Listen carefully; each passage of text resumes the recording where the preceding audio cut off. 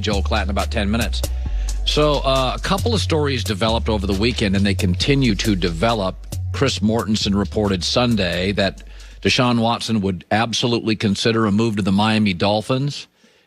He could play hardball with Houston, and Miami's one of the places he's interested in. I think that's a very interesting random story that developed. Pro Football Focus today in their mock draft has Justin Fields, Ohio State quarterback, going to the Miami Dolphins. Again, kind of strange, everything lining up with Miami. Generally, I think you got to give young people time to develop. A lot of people are late bloomers. But there are industries and cultural changes where you can demand more from kids. And I would say NFL quarterback is one of those. Tua is 6-3 in 9 games. But he doesn't look special. And you say, that's 9 games. Well, first of all, he's had almost 600 snaps, and he has 300 passes. That is a lot of footage. That's a lot of footage. Folks, there are people that believe in Bigfoot and have seen him pass through a forest in 2 seconds. 600 snaps, 300 passes is all hours of footage, and there's no special there. But there's 2 reasons I'm okay with it, being tough on Tua. Number one is the 15, 16, 17, 18-year-old high school quarterback industry has exploded. My kids are much smarter than me. My kids are much more aware than me. Why? Because of global technology that allows them to talk to kids in Russia, Ukraine, Australia. I couldn't. You sent letters, found a pen pal. They can talk to the president if they wanted to.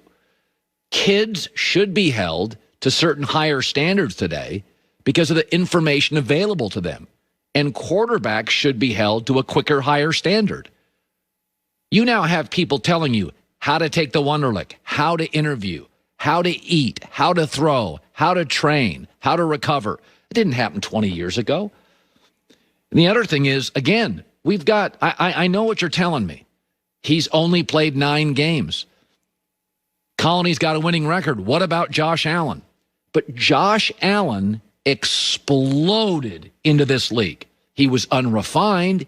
He didn't have polish. He needed coaching. But he was 6'6" with a cannon arm running and jumping over people. And the reality right now with Tua is, if you're Miami and you'll never have this number 3 pick again, do you look at Josh Allen and go, next 10 years, I got to play him 20 times? I mean, the last game of the year, regular season, was Tua against Josh Allen. Miami's defense, which was great, could not stop Josh Allen. Translation, we're going to be in some shootouts with Josh Allen, a lot. The other thing is, we know in the NFL, if I said to you in the NFL, okay, there's this team. Defense, excellent. Special teams, excellent. Coach, excellent. Didn't make the playoffs. Oh, who's the quarterback? That's where Miami is today. Joy Taylor with the news. No. Turn on the news. This is the Herd Line News. The Eagles let go of Coach Doug Peterson yesterday. Yeah. That means the next head coach will be involved in discussions on what to do with Carson Wentz moving forward. He had a down year, which led him to being benched for Jalen Hurts. And the Eagles owner, Jeffrey Lurie, says he is confident that Wentz will bounce back. We have an asset and we have a talent. He's a great guy. He wants nothing but to win big and win Lombardi trophies for Philadelphia. This was not the best season for our offense. It was a poor season, and we also had a poor season from Carson in terms of what he's been able to show in the past. Very fixable, and I fully expect him to realize his potential. All right, that's the answer then, very fixable. I mean, let me ask you, when this job came open yesterday, I think we both thought, it's a pretty good job. Initially, I thought it was a good job. But when Jeffrey Lurie says he didn't deserve to be fired, and I'm listening to that and I'm thinking, then generally you don't get fired when you don't deserve to be fired. Well, there's so many angles to this. Obviously, we know that they are paying Carson Wentz a lot of money. And let's not be childish. That makes a big difference. If they weren't paying him a lot of money, then they would have a quarterback battle and be bringing someone in to develop the entire team, not just Carson Wentz. The problem with this job is, one, Doug Peterson just won a Super Bowl 4 years ago. Yeah. And by the way, won the division, not this year, but the year before. In under impossible circumstances. Impossible. Won the division. Okay. So what are your standards? You've won one Super Bowl in the entire existence of your franchise. So, I mean, if you look at organizations that are consistently in the Super Bowl or win multiple Super Bowls over their, existence, they're a little more consistent at their main positions. That was a really reactionary fire to me.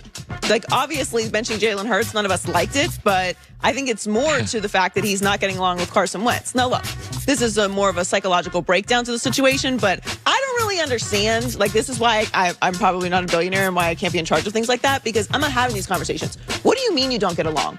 I pay you $25 million a year. Get along. Make it work. Figure it out. Go see the team therapist. Yeah, no, yeah. You know what I'm saying? Light some candles. I don't know. Meditate. Figure it out. Why is that my problem you can't get along? Yeah. I don't hire you to give your opinion about personalities. This is what we do. You're the coach. You have to get along with the starting quarterback. You're the quarterback. We might draft another quarterback because this is a competitive place. And I understand people's emotions come into play. Nobody's robots. But this is big boy stuff. I don't, when it comes down to people not getting along, that's when I'm like, okay, what is that?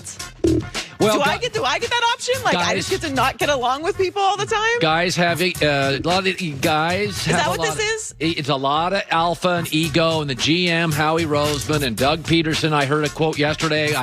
I'm tired of people telling me what to do. Listen, they're struggling, and so you've got egos. I mean, the Lakers had Riley, Phil Jackson, Jerry West, and they were dominating people. And somebody's got to take credit. We deserve. I want all the credit. What a life!